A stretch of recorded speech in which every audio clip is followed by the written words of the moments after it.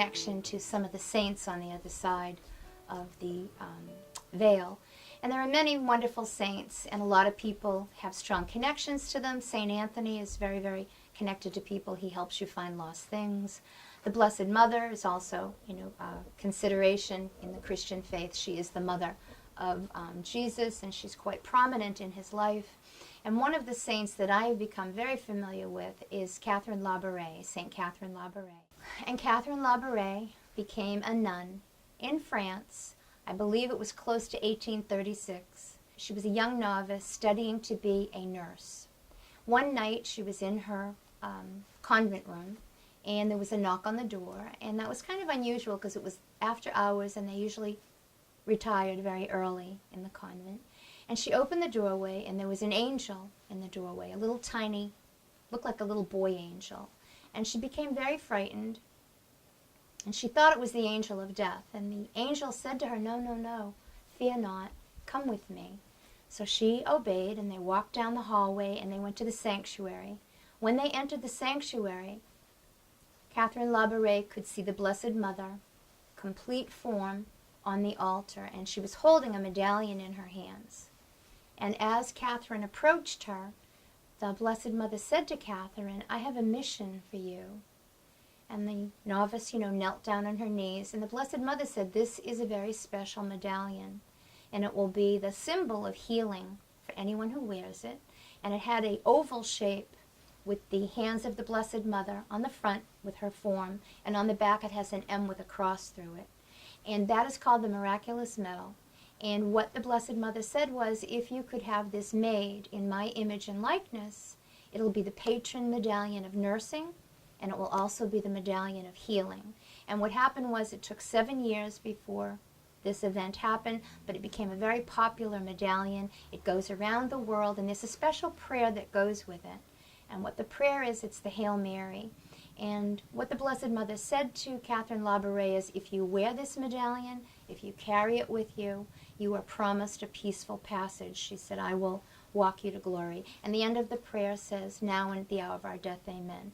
I have a special connection to the miraculous medal. My mother and my grandmother both wore them. I wear it also. And they're also quite common on rosary beads. You will have a set of rosary beads, and the medallion is in the middle. But I have a special connection to Catherine Labouré, and I visited her shrine in September of 2012. And it's absolutely amazing. It's still the same convent that it was when she was alive.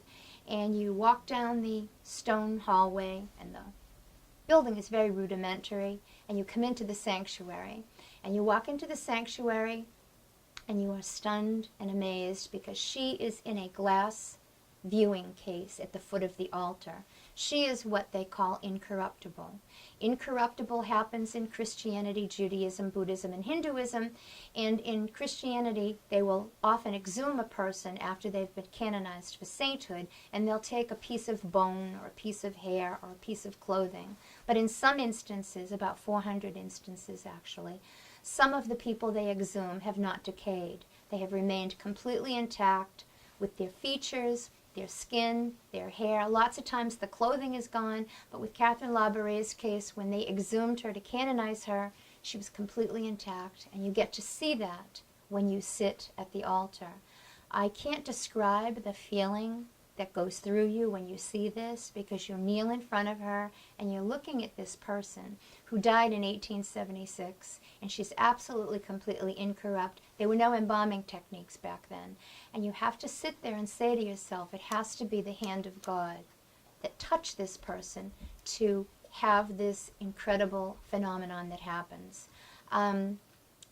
I went out in the hallway. I had to go back in again 3 or 4 times. I couldn't get enough of seeing it. And I have to say that it's like an epiphany. I would say it's a spiritual epiphany, because you've read about her, you've heard about her. I wear the medallion as my mother and my grandmother did, and then you get to see this. And it is so exhilarating to sit in an altar, sit in an altar and look at this. And the whole room is filled with people from all over the world. No one talks. You're just mesmerized by this incredible presence, and you know that your faith is being restored because you look at this miracle. So we want to thank you for watching our show. We want to educate, entertain, and enlighten you about spirituality and the possibilities if you're open to this. It's like an open door. Once you do open the doorway and you walk through, you will be astounded at some of the revelations that will come to you through your spiritual connection with your loved ones on the other side. And thank you.